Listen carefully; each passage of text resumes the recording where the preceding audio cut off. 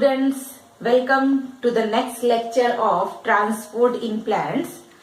And in this lecture, we will discuss about the uniport, symport and antiport transport.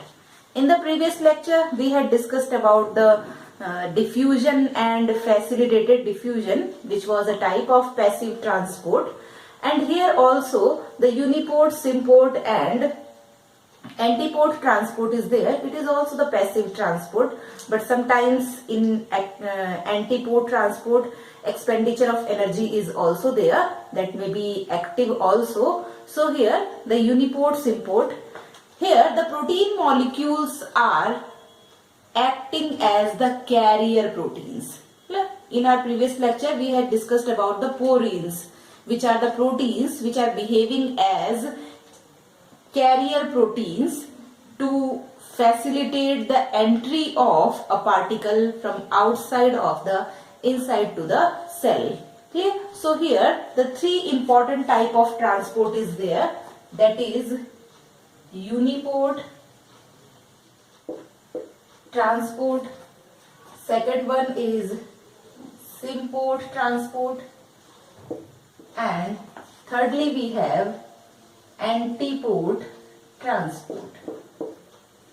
All these are taking place with the help of proteins. So proteins are behaving as carrier here. So here is the protein molecules. This is the protein molecule. Here is also the protein molecule, and here also a protein molecule is there. In case of uniport transport, this is the outside part of cell, this is outside of cell, and this is the inside part of cell, and this is the part of membrane, because proteins are present in the plasma membrane. So this is the part of membrane. In this case, what is going to happen? Uniport, uni means one. It means a single particle can enter from outside to inside of the body, inside of the cell. That is called as uniport transport. So here only one particle can get inside the cell with the help of this protein. This type of transport is called as uniport transport. In case of symport transport, the two molecules can be come inside the cell simultaneously in the same direction.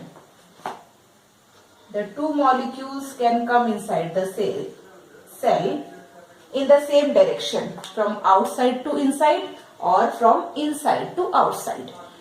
Clear? Third one is antiport transport. Here also the two molecules can move across the plasma membrane, but both are in the opposite direction. One is going to enter the cell, the second one is going to outside of the cell. So this type of transport is called as antiport transport. Clear? क्या हो रहा है यहाँ पर uniport transport में? क्या हो रहा है यूनिपोर्ट ट्रांसपोर्ट में? ओनली सिंगल मॉलिक्यूल मूव कर रहा है सेल के बाहर से अंदर या अंदर से बाहर with the help of this carrier protein. In case of symport transport, symport में क्या हो रहा है? Two molecules simultaneously, two molecules एक साथ सेल के अंदर या सेल के बाहर मूव कर रहे हैं, but the direction is same. या तो दोनों अंदर आ रहे हैं या दोनों बाहर जा रहे हैं, direction is same. In case of antiport, two particles का मूवमेंट होगा but both are in the opposite direction. Clear? तो यहाँ पर एक सेल के बाहर से अंदर आ रहा है तो दूसरा सेल के अंदर से बाहर जा रहा है. Clear? So this is the three type of transport that is called as uniport, symport and antiport transport. Now we are going to discuss the examples. Symport transport, firstly the uniport transport is there. So the uniport transport is the transport of calcium ions from synaptic membrane. So here the transport of calcium ions from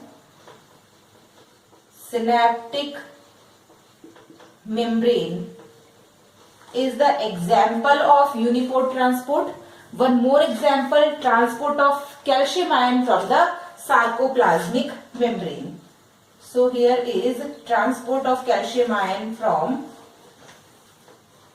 sarcoplasmic membrane. This sarcoplasmic membrane is the membrane of endoplasmic reticulum in the muscle cells.